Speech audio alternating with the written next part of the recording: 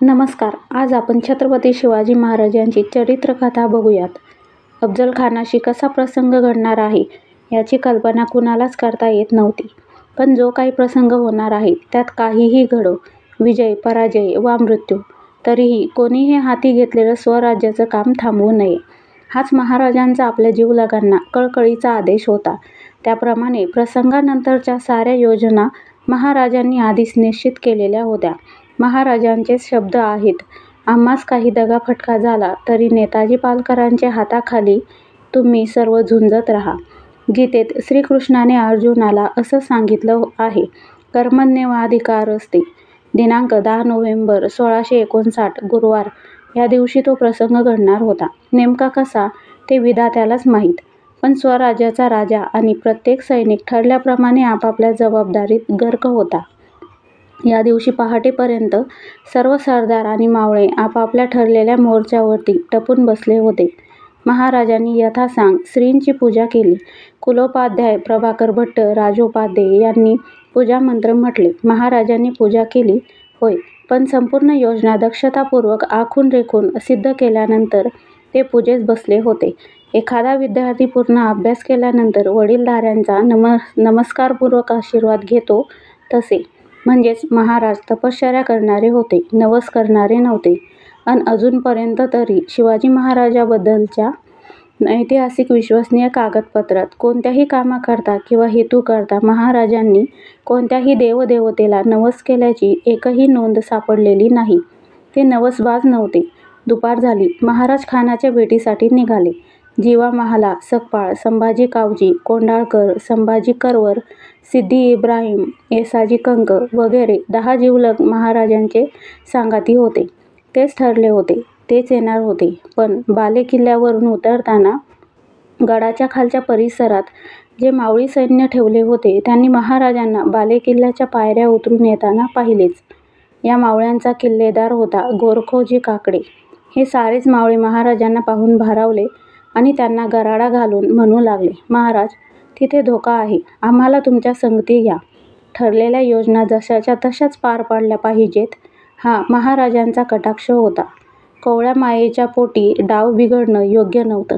महाराज तरीही न रागावता त्यांना मायेने म्हणाले, दादांनो, जे ठरले तेच येतील.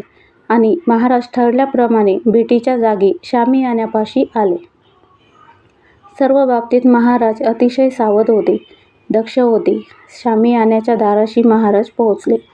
खानाने तंबूच्या बाहेर न येताच आतच महाराजांना म्हटले, तू अपनी हिम्मत बहादुरी की शेकी बधारता है, बेआदब से बुरी राह पर क्यों चलता है, मेरा मातहत बन जा, अपनी सारी शेखी छोड़कर इस अफजल खान को गले लगा लो.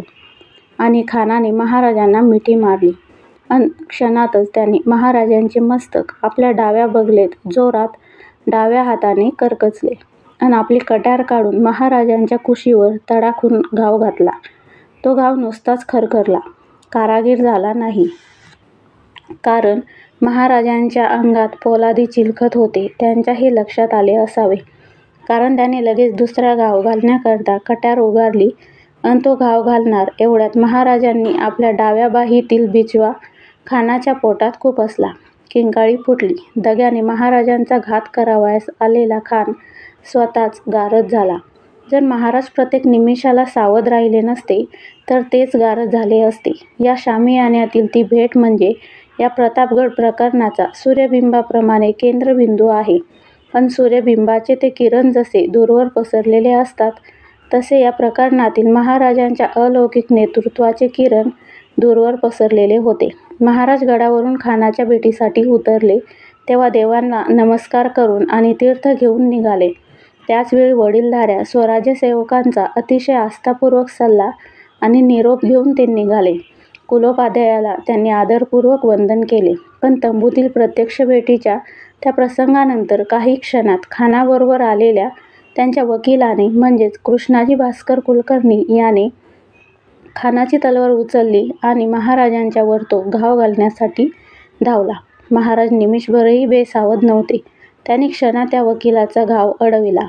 महाराजांनी त्याला चांगल्या शब्दात कळकळीने बोलून घाव घालण्यापासून परावृत्त करण्याचा प्रयत्न केला. खूप सांगितले, तरीही त्याने महाराजांवर 3 वेळा लागोपाठ घाव घातले. ते त्यांनी अडवले, उडवले.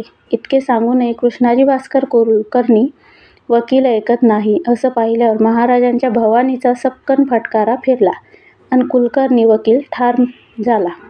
पाहिलं, गडावरून निघताना महाराजांनी कुलोपाध्याय प्रभाकर भट्ट राजोपाध्ये यांना सादर नमस्कार केला होता. कुलोपाध्यायांचा तो आशीर्वाद राजाला होता, स्वराज्याला होता. महाराजांचं मन आणि मस्तक नम्रतेनं वंदन करीत होतं. पण भेटीच्या जागी राजांवर म्हणजेच स्वराज्यावर घाव घालणाऱ्या कृष्णाजी भास्कराला ते ठार करीत होते. खानाच्या बाजूने आलेल्या सरदारात महाराजांचे एक चुलते भोसले होते. म्हणजे महाराजांचे ते काकाच. किल्ल्याच्या पायथ्याशी झालेल्या युद्धात ते ठार झाले. महाराजांचा हुकूमच होता, मावळ्यांना की जे झुंजतील त्यांना मारावे, जे शरण येतील त्यास मारू नये. भोसले काका त्यात ठार झाले. पाहिलं, महाराज आपल्या स्वतःच्या वकिलाला म्हणजेच पंताजी गोपीनाथ बोकील यांना आदराने काका म्हणत असत. त्यांना प्रेमाने आपल्या कुटुंबातीलच मानित असत. या प्रतापगड प्रकरणात महाराजांनी नंतर पंताजी काकांचा भरघोस सादर सप्रेम गौरव केला. महाराज आपल्या रक्ताच्या काकाला ठार मारीत होते आणि मानलेल्या काकांचा आदर करीत होते. खानाच्या वकिलाला ठार मारीत होते आणि आपल्या कुलोपाध्यायाला नमस्कार करीत होते. महाराजांचा हाच स्वराज्य धर्म होता. यालाच म्हणतात महाराष्ट्र धर्म. विंचू देव्हाऱ्यासी आला, देवपूजा नावडे त्याला. तेथे पैजाऱ्याचे काम, अधर्मासी व्हावे अधर्म. हाच महाराजांचा धर्म होता.